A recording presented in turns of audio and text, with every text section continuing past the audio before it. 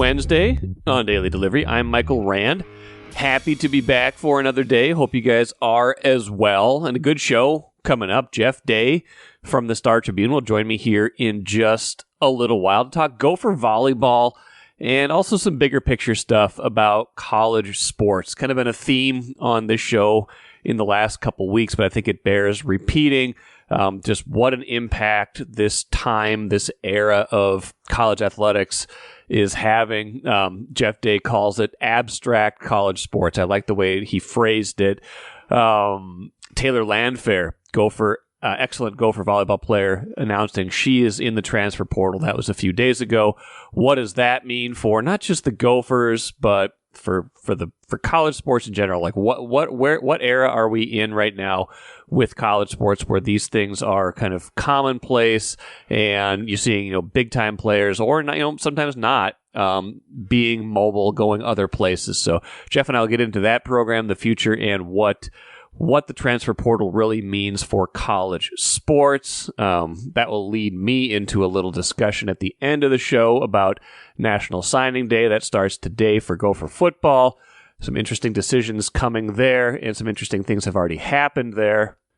We've got some Aaron Rodgers news, which I always get to on this show. First, though, what I miss. This is why they play the games, I guess, is the plainest way I can say it, because the Wild on Monday lose a game in Pittsburgh where it looks like it has the potential to be one of those weird little moments that can take a season in the wrong direction, right? The Wild have two goalies. Philip Gustafson has been on a roll, but he's definitely established himself as the primary goalie this season. Even though Marc-Andre Fleury, the veteran, still has talent, still has skill. Those roles have definitely been reversed since the start of last year when it looked like it would be Fleury for about 2/3 of the games and Gustafson for about 1/3. Now it's a little more reversed like that, or at least like a 60-40 split in net.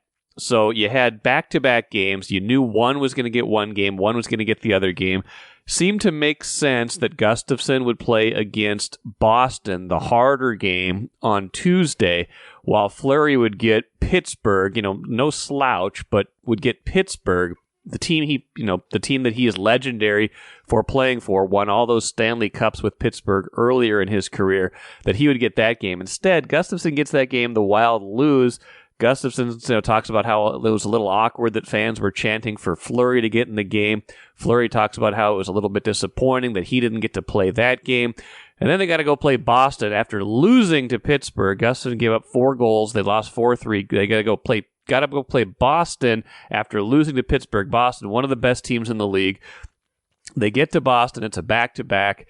They get skated circles around them in the first period. Boston, at least the back half of the period that I was really paying attention to. Boston scores with like less than a second left in the first period to take a 2-1 first period lead, and you're like, okay, this is just going south. It's not good.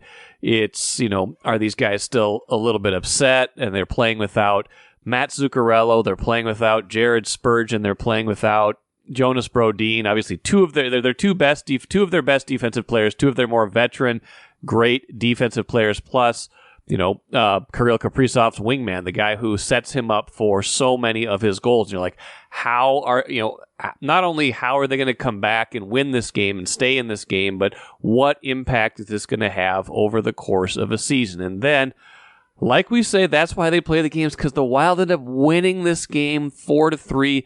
It turns into one of the most entertaining regular season games that you can imagine. The intensity ratchets up in the third period. The Wild take a lead. Ryan Hartman and Kirill Kaprizov score to give them a lead. Boston scores late on a pulled goalie situation with a power play. Turns into like a 5-on-3, 6-on-4 situation. And they get a scramble goal with a little over a minute left. So they tie it. Fleury standing on his head all game, by the way. That's no doubt about that. He's been great all game, making spectacular saves. I think he wound up with 39 saves on 42 shots. He was terrific in this game. And the Wild wind up winning when Kaprizov has a beautiful one-timer from Eriksson Ek in overtime. They win 4-3.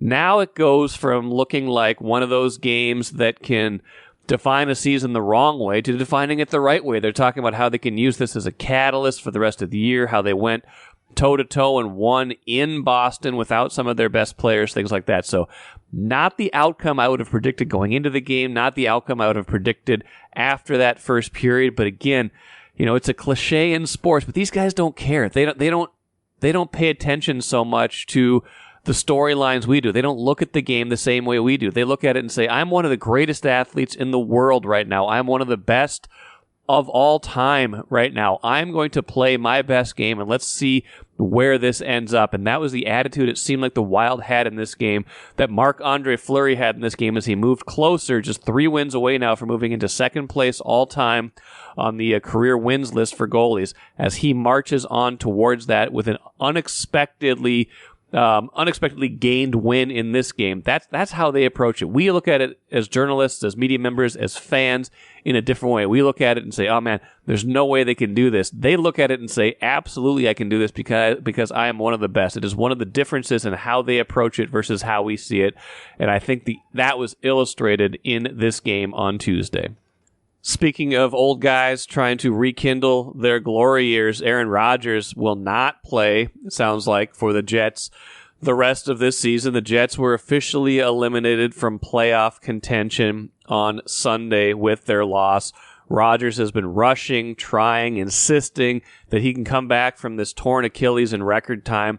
He's apparently made amazing progress on it, but he wouldn't have been 100% for a few weeks at least anyway. And so now he gets to say the thing that I think he wanted to say all along, that he could have come back, would have given it a try, but since they're out of it, it doesn't make any sense. And I'm sure he's looking at this as, wow, this is a wasted year, right? Like, he's only got so many years left, probably 1 or 2 after this. He's only got so many opportunities left. Injures the Achilles on the 4th play of the season. The great expectations in New York shattered immediately. You do kind of wonder after watching this season play out how good they would have been with Rodgers. I don't know if he could have quite elevated them to be as good as they hoped they could be, especially with the way he played last season. But certainly they would have been better, much better offensively with Rodgers than with Zach Wilson and the other cast of characters playing for the Jets. But Rodgers gets to say, I gave it a try, but it doesn't make sense now. And the Jets get to say, hey, let's try this again in 2024. But no Aaron Rodgers, it sounds like, for the rest of this season. He might practice. I don't think he's going to play, though. It doesn't make any sense. You don't want to re-injure something when the games don't matter. And maybe we'll see him again next year and see if these things go better for him in 2024. Grand Casino would like to take a moment and salute the true football fan. The passion, the hope, the anticipation, that incomparable feeling of winning. Grand Casino would also like to take a moment to remind you that you can find all that anticipation, thrill, and winning at Grand Casino. Grand Casino, let your story begin. Really glad to be joined by Jeff Day, multi-platform editor and writer at the Star Tribune. I guess that title does you justice, Jeff, but you do a lot of stuff at the Star Tribune. And one of the things you do very well is provide our coverage of the Gopher volleyball team. It's been an interesting beat. I mean, it always is when they were just winning a lot under Hugh McCutcheon, but then when McCutcheon stepped aside, roughly about this time last year, right? It wasn't that long after the season that he announced that he was vacating the role of head coach, or it was actually during the season last year, and then during the year 2 years ago, and then they bring in Keegan Cook for this past year. Some growing pains, make it to the second round of the tournament. But the big news lately, Jeff, pardon me for being cheesy here, but transfer portal, Taylor's version. Oh my God. You didn't even think of that, did you? You didn't even think of No. dad jokes for days. Oh my gosh. Taylor Landfair, the excellent player for the Gophers, decides to enter the portal. That was the big news in the last few days. What do we make of that, and kind of what the implications are? Yeah, and it's worth noting that it is 10 a.m. on a Tuesday. By the time this runs, she could have committed somewhere. So we'll see. It would not surprise me at all if that comes out in the next 24 hours. I think that this was a surprise to the U, to the coaching staff that is there, and maybe even to her teammates. I think there is this sense that, it just wasn't necessarily telegraphed like this was coming. So Sure. The fact that it happened, I think in retrospect, you look at it and it's like, well, this is a player that gave 4 years to the U. Now, that's in most eras of college athletics, that's a career. Yeah. In the COVID era, she has, and because she dealt with a very serious abdominal injury during her sophomore season, she has 2 years remaining potentially. Whether she uses both, that remains to be seen. But it's this world that we're in right now, and you're seeing it in college football, and you're really seeing it having a huge impact in college volleyball because of this extra year.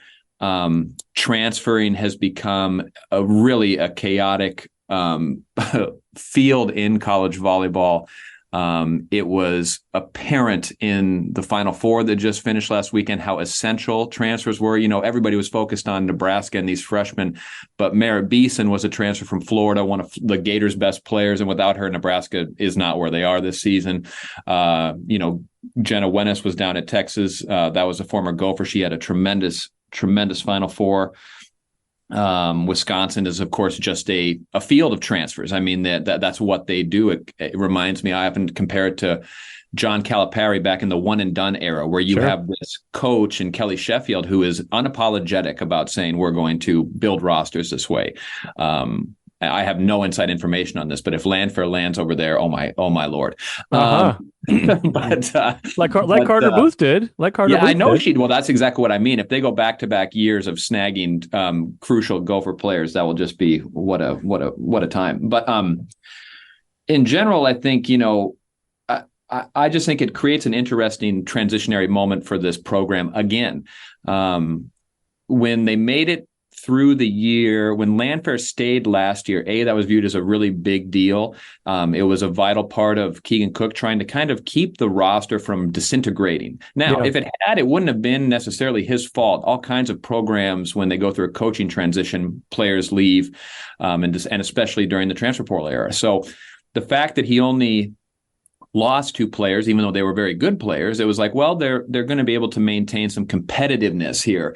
And Landfair was the first piece of that. And Cook talked about that at length this season. I think it seemed to me, just this is observational. This isn't from necessarily people telling me anything, but I think that they had a good relationship. I don't know that her play was necessarily heightened in the system he was trying to run. That was just something that to me was observationally clear. And then the statistics backed it up. She did not get nearly as many attempts on the attack. They were trying to spread the ball around a little bit more. They were trying to, McKenna Wooker led the team in kills per set this season.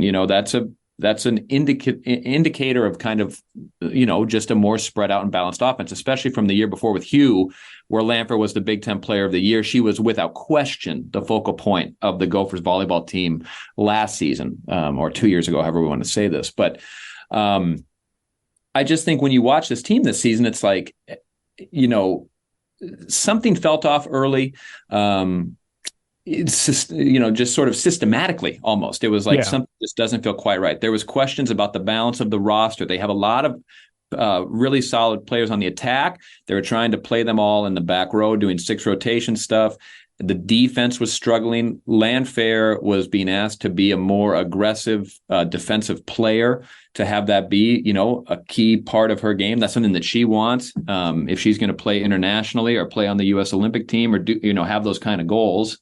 That's the stuff that has to get done. I learned all this in the past couple of years, just the nature of rotations in volleyball. But all of this to say that when she left, when she announced that she was leaving, I thought that's a devastating blow. It also feels like it's just a sped up version of what is going to be happening here. This roster that Keegan Cook inherited featured a lot of really talented players. It didn't feel like it necessarily had the right balance to me as an observer. I think others have noted that as well. But I just think when a player like this leaves, it creates all kinds of ripples. Yeah. And What it means for next season remains to be seen, what they do without her. I mean, I just think that to me, as much as McCutcheon's departure was obviously radical, this is also a radical moment. This is a quicker change of the foundation of the program than was expected.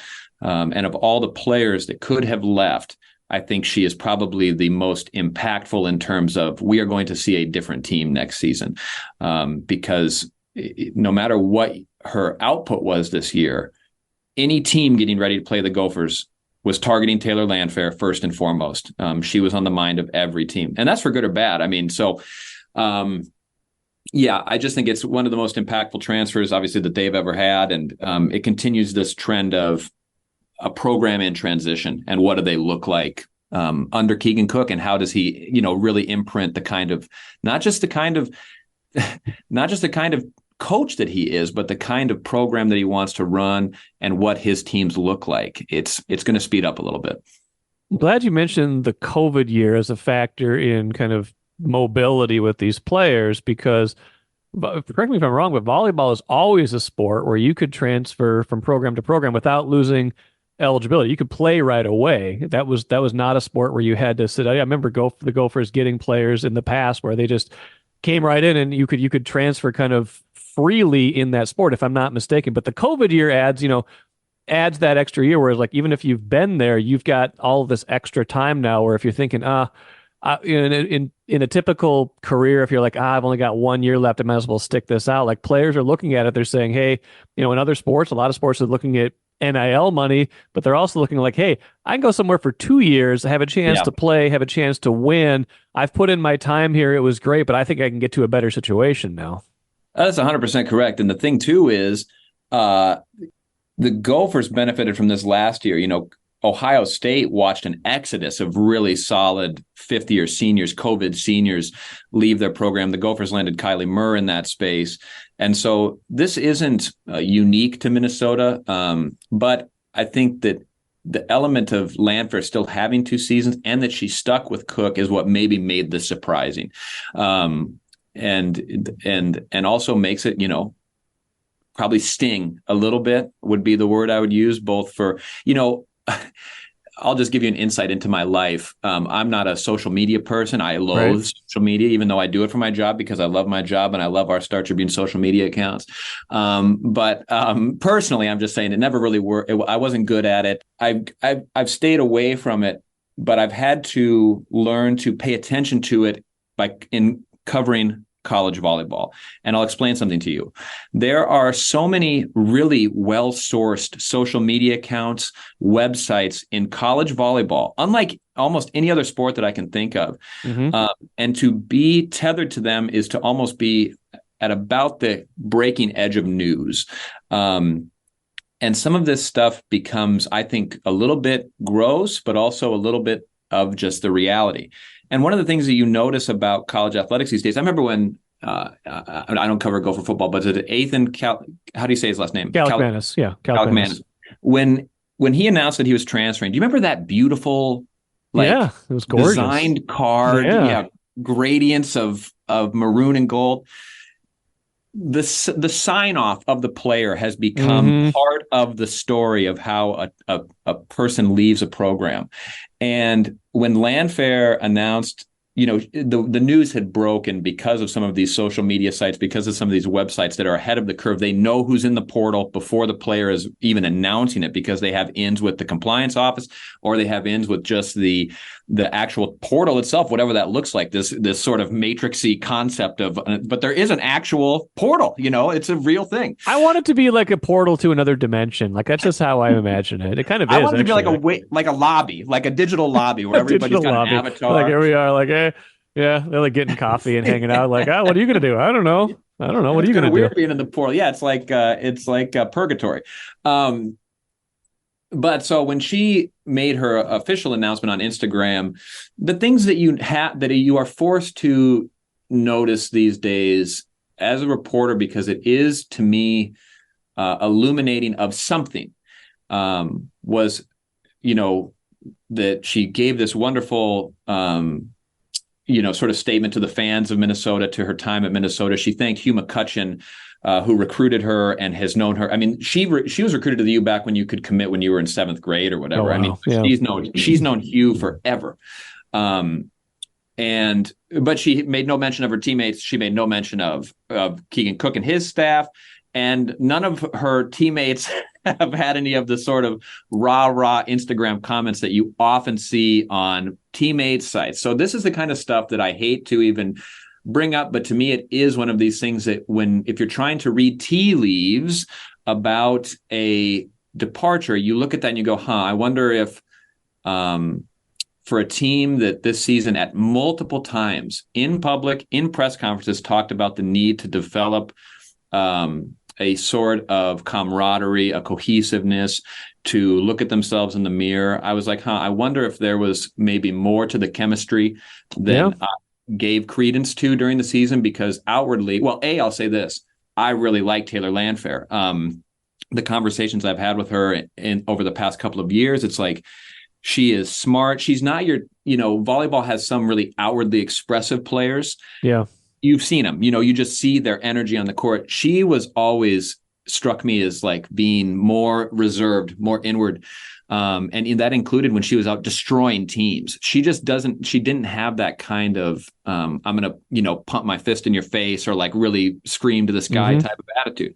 When you'd interview her, it was like she was in the design school at the U. She was really interested in her academics, and that would like mattered a great deal to her, just as much as I think, in some capacities wanting to talk about volleyball. She wanted to talk about just being a person and a college student. But all of this to say that I don't know what's going on. Melanie Schaffmaster once said to me, there's 16 girls on this team. So, and that was like the extent of it. I think it's the same for any sports team. You're always going to have personality. You're always going to have sort of the ins and outs of how a roster is built. And I've gotten so many really nice emails from Gopher volleyball fans who are a passionate group who care deeply about their team and are curious about what's happening. But a lot of people saying, well, could this be a benefit? Could a change be? And I am the first person to say, I would never say that. I would never say, you're losing one of your best players. Like there's certainly like there's definitely like addition by subtraction kind of things. Like chemistry matters. Like I remember like 15, 20 years ago, like, the Gopher men's basketball team, like they lose Chris Humphreys after a year. Humphreys was like all Big Ten, great scorer, but they went like 3-13 the year that he was there, and it wasn't his fault. But like he leaves, and all of a sudden next year I think they're 10-6 or something like that. Like, and they're unexpectedly good. Like sometimes you change the chemistry, you spread the kind of the balance around, and for whatever reason it clicks. Well, and that's what I mean. So to me, losing Taylor Landfair hurts in a couple of different ways, but part of it is that this was part, what I was saying is part of this was going to happen.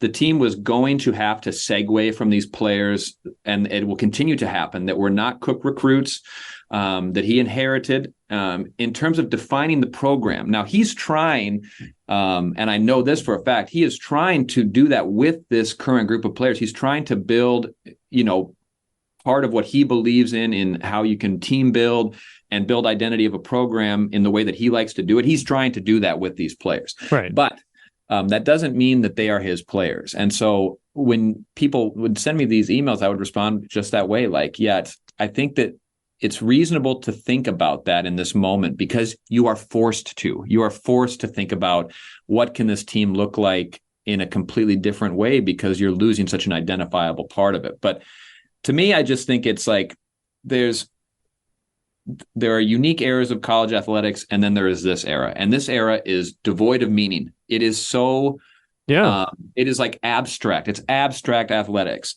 And these COVID years give this dynamic that makes it feel, I think, in some ways kind of personal, because like I said to somebody that's close to the university who also cares a lot about Taylor Landfair, I said, it's just kind of bizarre. Like, she'll never get a senior day. She'll never get that send-off moment. Right.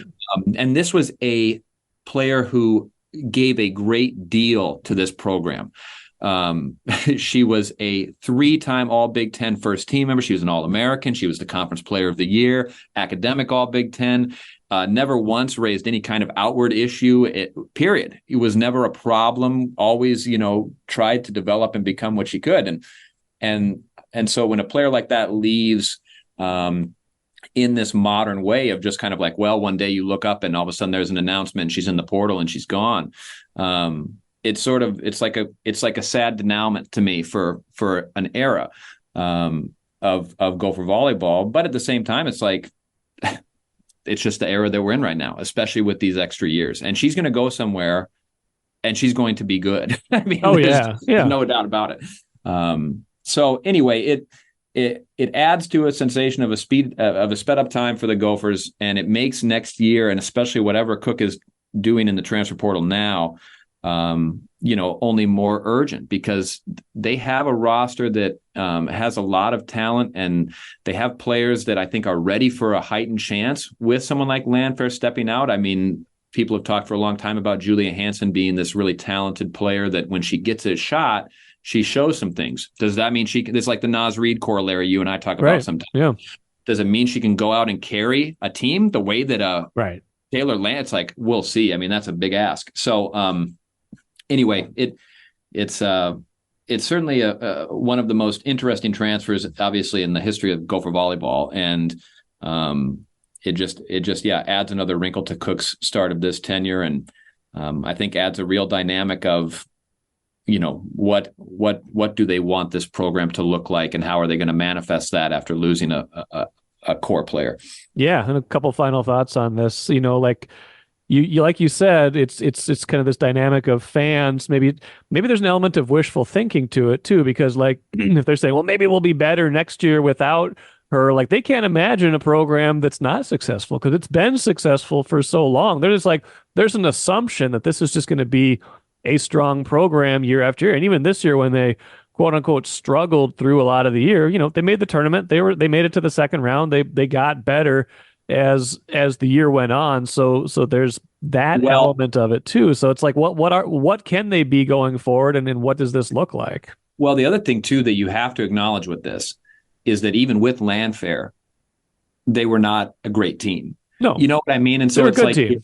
They were a good team, but they were not great. And in her playing career, even with McCutcheon last year, they were in that Sweet 16 against Ohio State, and it's like, I think. And that's with your conference player of the year, and that's with all of the momentum that you're trying to build in McCutcheon's final season, and they still can't get past Ohio State and reach the Elite Eight. Now, that's a big ask. It's not saying it's easy to win that match. But my point is, in her time here, the ceiling of the program maybe didn't get, and I think if you look back to one lost season, or lost is the wrong word, but if you look back to the what if of Taylor Landfair's career, probably the true what if is the Elite Eight season with Stephanie Samity, Landfair's sophomore year, where she has the abdominal injury. They replaced Landfair with Adi Miyabi, who was a great out, but I don't know that she was quite as good as Taylor Landfair. And that's when they lost in the Elite Eight at Wisconsin. Yeah. And it's like, if they had Landfair, who had been first team All Big Ten her freshman season and was coming back for her sophomore campaign, it's like, if they had her, that team might have had national championship aspirations. It might have been the next level. I think when Samity was gone, the year with Wennis and Landfair and CeCe McGraw, that was a good season, but it was an up and down season. It was not a dominant season. And this year was once again a space where whoever gets the blame for how this season went, whether it's the coaching staff, whether it's the team, I think that you have to look at it and say, well, they did not reach their highest potential. And that's probably something that Gopher volleyball fans are thinking about too. Is there a way for the team to start finding that kind of level again? Not just making the tournament, but no, we want to be a top, 8 team in the country and host first round and be in, contention for Big Ten championships. I mean, Cook is not an unknown entity. This is a coach with a reputation for winning, with a reputation for developing teams. And what he has taken on here, I think, is maybe proving to be a more unique and dynamic challenge than expected, probably having to do with the time, like we said, I call it abstract college athletics. I mean, a lot of programs are having to deal with questions about what does it mean to build a roster and to sustain success, and year after year, what does that feel like? So anyway, we'll see what it brings, but it certainly creates, again, a very interesting offseason for Gopher volleyball. It does, and they're not unique, like you said, around the country. They're not unique in Gopher athletics. I mean, the portal has been huge throughout Gopher sports football. It feels like there's news every day. And maybe I'll end with this. Like, it feels like an important year next year for Keegan Cook in the same way, but maybe slightly different way than it is for PJ Fleck next year. Like, once you go down a level for a year, and I would say the Gopher football team did that. You had a bunch of, the last 3 Gopher football seasons that weren't interrupted by COVID, they won at least 9 games, including bowl games. This year they're 5-7. They're dealing with all these transfers.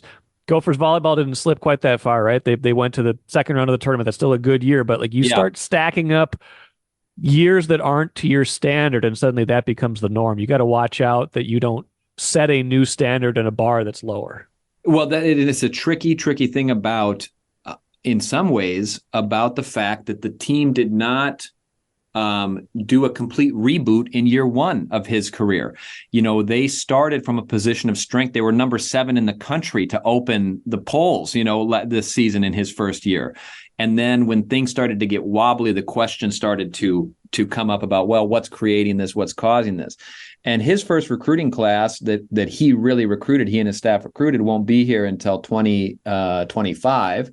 And so you have this next upcoming season where I think, just like you're saying, I think my sensation was, well, they're going to need to replace Kylie Murr, not easy. They're going to need to replace Phoebe Awalea in the middle, not necessarily easy, but pieces that you can go and find, and you're going to have this core of Schaffmaster, Landfair, Wooker.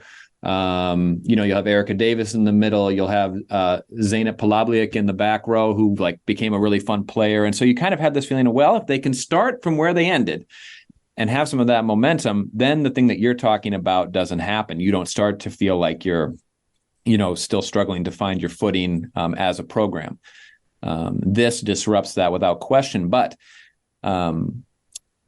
whatever their metrics for success is going to be, I think is going to have to, and for fans as well, and how they view a successful season, it's like everybody's going to have to take a deep breath and just see what Cook wants to do as a coach. That's what I go back to a lot. And I thought about this. I've thought about it more than I should, because I just am fascinated by coaching changes and by these dynamics about a coach coming in and trying to, you and I work in a company. It's like the idea of coming in and intimately getting to know 16 people and take on the like hopes that they have for their career, for their personal life, all of this stuff. And it just doesn't seem easy to me. And the idea that he's just going to sort of smoothly do that, I think, was the expectation. And I think he's tried really hard. And this is probably the first, what I would call, ripple in that fabric. Even the season had a sensation, like you said, of, well, they weathered a storm, and then they found a really nice kind of finishing touch to the season and excitement for what comes next. We now are going to get a little bit closer to finding out, okay, what kind of systems does this coach want to run? What does he want his teams to look like? This is going to be him shaping this a little bit more definitively than just taking on what he had. You know what I'm saying? Taking on the thing that the team that he inherited, more or less, that walked onto the court at Maturi Pavilion for game 1 was in some ways a Hugh McCutcheon team, with Kylie Murr replacing CeCe McGraw. I mean, that's and Booth being gone. But I mean, for the most part, it was just a very definitively McCutcheon based roster. So we'll get something different next year. And that is the other last thing I'll say is, he showed he can recruit in the transfer portal. And that's a big thing. I don't think everybody would have said, oh, who are your star recruits you want to get? I don't know that people would have been saying, oh, Lydia Grote and Phoebe Awalea, we really want those two. He went and found them, or him and his staff went and found them, and brought in 2 players who were phenomenal. I mean, so that, I think that has to give Gopher fans some kind of positive feeling that, hey, this guy knows how to identify the kind of players that he does want for the kind of system he wants to run. And that's what coaches are going to have to do going forward, including volleyball. It's going to be fascinating to watch in this sport and all these sports, especially until or if or when any kind of like borders get put around these rules. Right now, it's just wide open. And like you said, abstract college sports. I like that phrasing. Jeff Day, appreciate it as always. Talk soon. All right. Thanks, Ramball. Good conversation with Jeff Day. And by the way, Jeff will join me next week. Only one show next week, but it's a good one. It's the best of 2023. Top stories in Minnesota sports, best moments in Minnesota sports in 2023. So listen for those moments. I think I'll put that episode out next Wednesday, if that sounds okay. Wednesday or Thursday, somewhere in there. It's going to be a long one. Jeff and I teaming up on a top 10 best moments in Minnesota sports, kind of in draft format like we've done in a few of these podcasts in the last few months. So listen for that. But yeah, good stuff from him today. Leads me into the cooler signing day for football. Doesn't mean the same thing it used to, does it? It feels like it doesn't. It used to be this kind of big anticipated thing. Hey, they're getting these guys in, these high schoolers. They're going to be here for 4 or 5 years. Is this recruiting class the one that can turn everything around?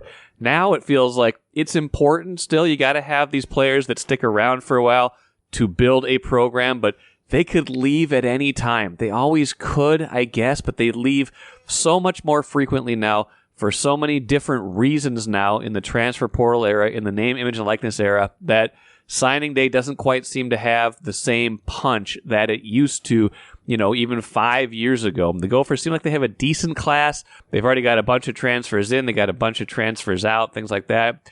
How many of these guys will be around for 5 years? I have no idea. That's just the nature of college sports these days, the nature of where we are headed.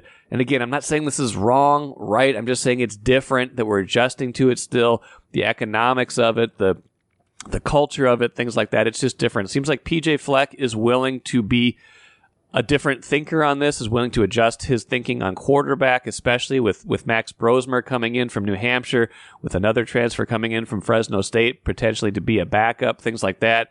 We'll see where this all takes them, but it does feel very different. Signing day doesn't feel the same as it used to when you don't know how long any of these players are going to be here. That will do it for me today. Expecting Lavelle E. Neal, Star Tribune columnist, to be on the show Thursday. Going to get into it a little bit, I think, on the Vikings with him, maybe a couple other things, maybe some Twins off-season stuff. So stick around for that one. Also should be a new Access Vikings podcast out later today. Planning to be out at the headquarters in Eagan for that. So check that out as well. Until tomorrow, I'm Michael Rand. Back at it again then.